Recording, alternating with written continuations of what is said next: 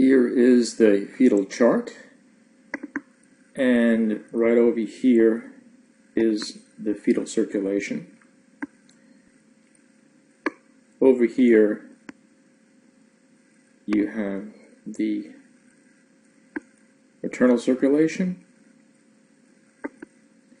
and here's the placenta, which is the connection between the two. Here's a close-up look at the placenta and the fetal's connection to it. Right over here is the umbilicus.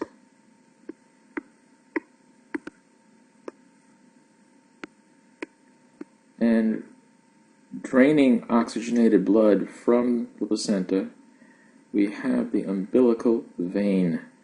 Notice that it is red because it is bringing oxygenated blood. Here it is again. Bringing oxygenated blood to the liver.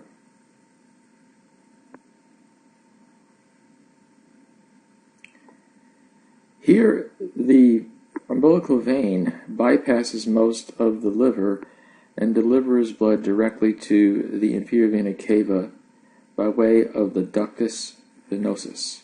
So what you see in yellow is the ductus venosus. Here again is the inferior vena cava, bringing the blood to the heart, and it's bringing blood to the right side of the heart. Here is the right and left AV valves, and right over there is the separation between the atria and the ventricles, and I just drew a line along the septa between the two chambers. Here is the right atrium. So blood normally would flow this way into the right ventricle, and what happens in the fetus is that you have an opening in the wall between the two atria, the intra-atrial septum. This opening is referred to as the Foramen Ovale, and it allows a portion of the blood to bypass that normal circulation, go from the right to left side. Normally, the blood should go here in the adult, through the pulmonary trunk into the pulmonary arteries, the right and left pulmonary arteries. But again, the lungs are not fully open in the fetus, they're not working, so we don't want that. So we want the blood shifted to the left side, where you have the systemic circuit. So what's going to happen instead in the fetus is that you have the Ductus Arteriosus connecting the pulmonary trunk to the aorta, and this yellow line indicates the Ductus Arteriosus, and here is the aorta. So the blood would bypass the pulmonary circuit and switch over to the left circuit this way. Again, here is the Ductus Arteriosus. Down over here, the aorta bifurcates, forks into the left and right common iliac veins. I'm sorry, arteries. They're not veins, they're arteries. And here they're branching into the external and internal iliac artery. So the first arrow indicates the common iliac artery. This is the external iliac artery, and this is the internal iliac artery. Coming off the internal iliac artery, you have the umbilical artery, and that's one of them. There are a pair of them, and here's the other one. So they're paired.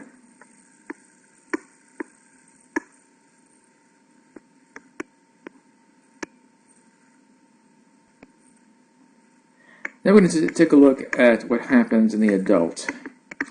Of course, you no longer are connected to the umbilicus. The umbilical vein collapses and fibroses and becomes the round ligament, or the ligamentum teres, which is Latin for round ligament. So the yellow indicates the ligamentum teres. The same thing happens to the ductus venosus, but it occurs within the liver. So within the liver you have the ligamentum venosum.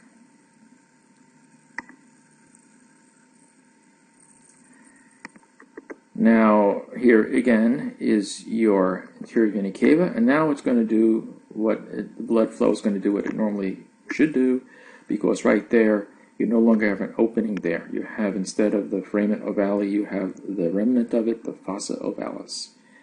The blood goes into the pulmonary trunk, and it does go to the lungs this time, to the right and left lungs, because the ductus arteriosus has collapsed, and what you have, indicated by that dashed line, is the ligamentum arteriosum. So that would be the remnant of the connection between the pulmonary trunk and the aorta. To go down to where the umbilical arteries would have come off the interior iliac arteries, right over here and right over here, you have the remnant of the umbilical arteries. These also collapse and become the medial umbilical ligaments. The medial umbilical ligaments.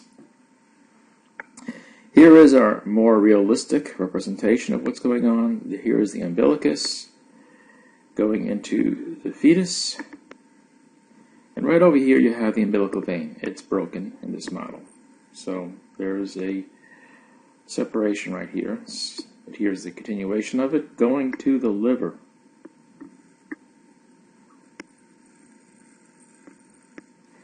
As it goes into the liver, it becomes the ductus venosus.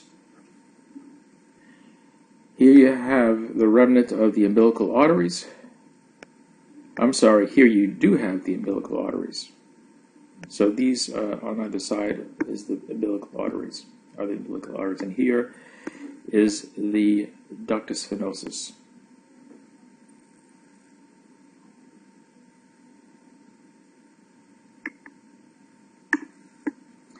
Okay, here's the umbilicus again from a different perspective.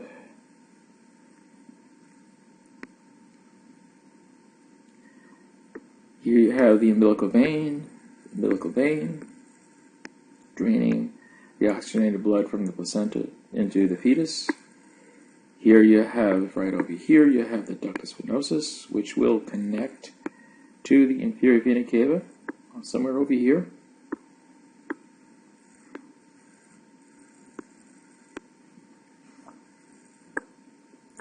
Here is the inferior vena cava, which will be draining blood back to the heart.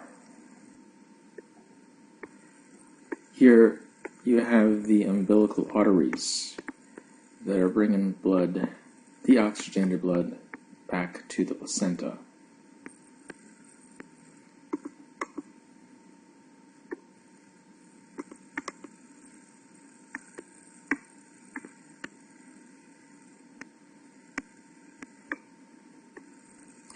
And here you get a good view of the opening in the fetal heart between the two atrial chambers.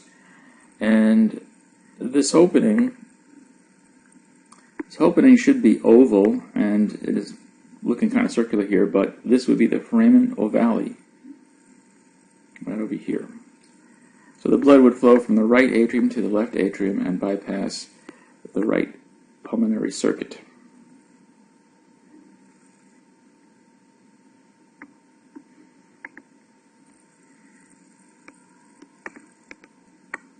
And right over here you have the pulmonary trunk, and normally the blood would flow to the right and left pulmonary arteries, but in this case, in the fetus, you have the ductus arteriosus, by which the blood goes from the pulmonary trunk directly to the aorta and therefore bypass the pulmonary circuit, going over this to the systemic circuit.